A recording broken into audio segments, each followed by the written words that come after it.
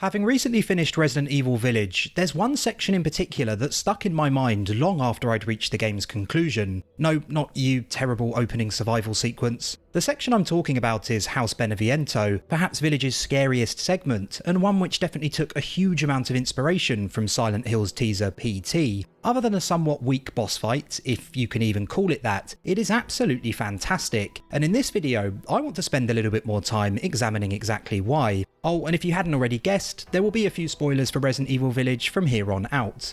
Ethan heads to House Beneviento during his continued search for the 4 flasks containing various parts of his daughter Rose, having already secured the first during his journey through Castle Dimitrescu. House Beneviento is one of the 4 houses which control the village, and is inhabited by the last surviving member of the family, Donna Beneviento. Donna is a dollmaker suffering from severe mental issues, which manifested following her infection with a Cadu by Mother Miranda, and she mostly communicates through a doll named Angie. Her character is most likely based on the Italian folk tale The Witches of Benevento, which makes a lot of sense given the events which occur during her section. Donna and Angie haven't had much of a part to play in Village's story up until this point, but as Ethan begins his journey through the woods leading to House Beneviento, that's definitely about to change. What I love about the start of this section is that the shift in tone begins long before you actually arrive at the house itself. Everything prior to this point in the game I'd describe as being more action horror orientated, which ensures the sharp shift towards a more psychological type of horror is felt especially keenly. The dolls hanging from trees do a good job of kicking things off, but much of this atmosphere early on is created through Ethan's hallucinations of his deceased wife Mia.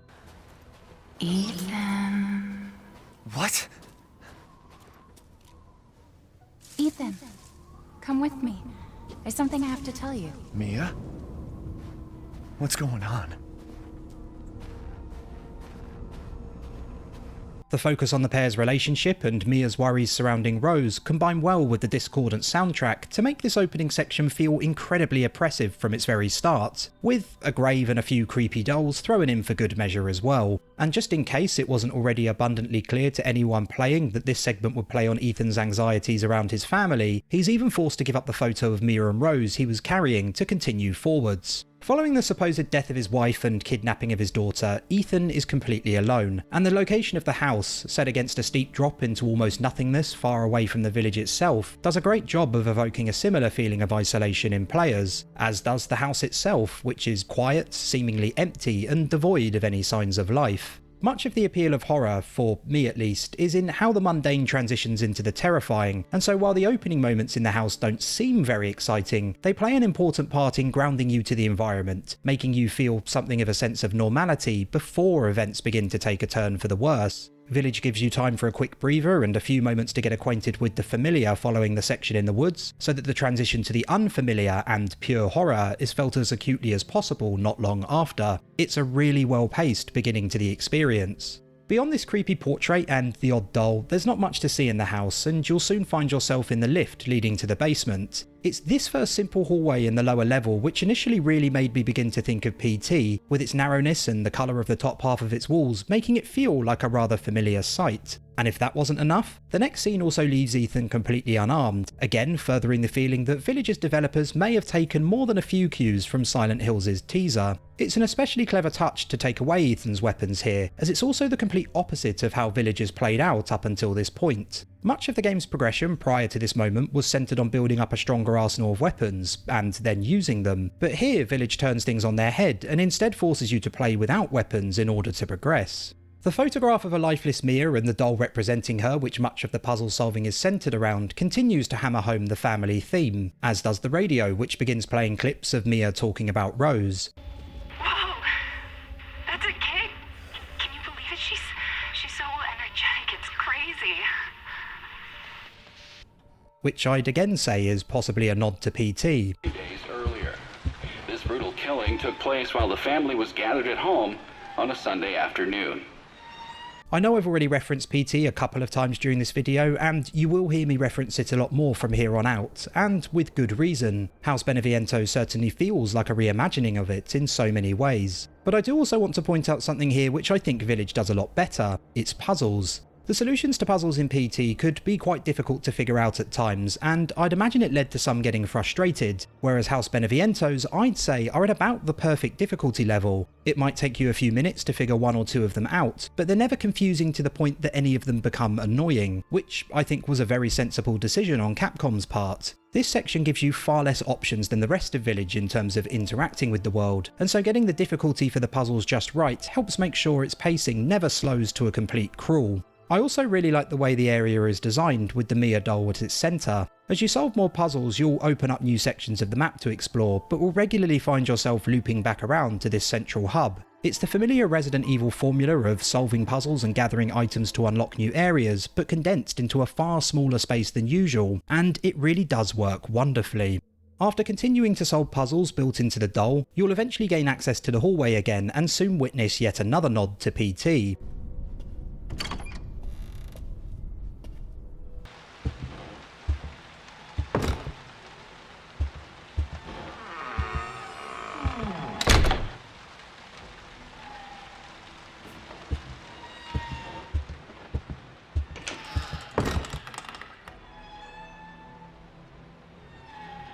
But that's not to say Village doesn't have any nice horror touches of its own thrown in. Exiting this crawl space, for example, I expected the phone the camera centred on to ring immediately rather than just after walking past it, which certainly gave me a fright.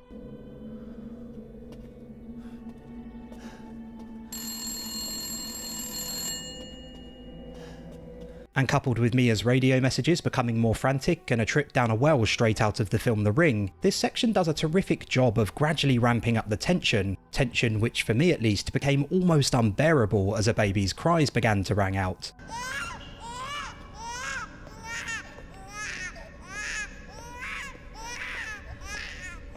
Again, another possible PT reference.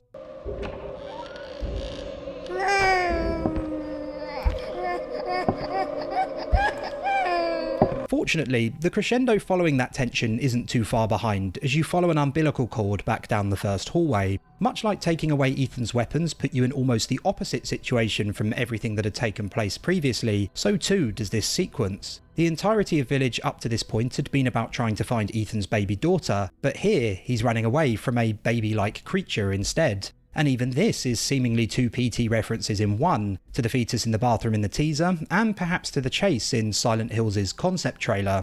Arriving at the room where you collect the fuse to power the lift and hopefully escape the unfolding nightmare, you may have no doubt noticed that you can hide in a cupboard or under the bed. It's not immediately necessary to do so, but making sure you discover them before they're actually required does a great job of maintaining tension, as I'm sure plenty of you will have realised that you will probably need to use them relatively soon. After escaping the monster one last time, you'll finally find yourself back at the lift, escaping just in the nick of time. But things aren't quite over yet, as Ethan is then promptly assaulted by a group of murderous dolls. This final encounter, the boss fight of the area if you will, is the one part of House Beneviento that for me is a little bit of a letdown. Sure, the dolls spread across the house and their twitchy movements are fairly unsettling, but it is on the whole a far less frightening sequence than events which preceded it. It's completely understandable that Capcom wanted you to finish the section unarmed to match the rest of the area, but in general I think this part falls a little flat. The soundtrack, punctuated by laughing dolls during this section, also feels a touch familiar. Compare this scene in Village to this one in the cancelled Hookman version of Resident Evil 4.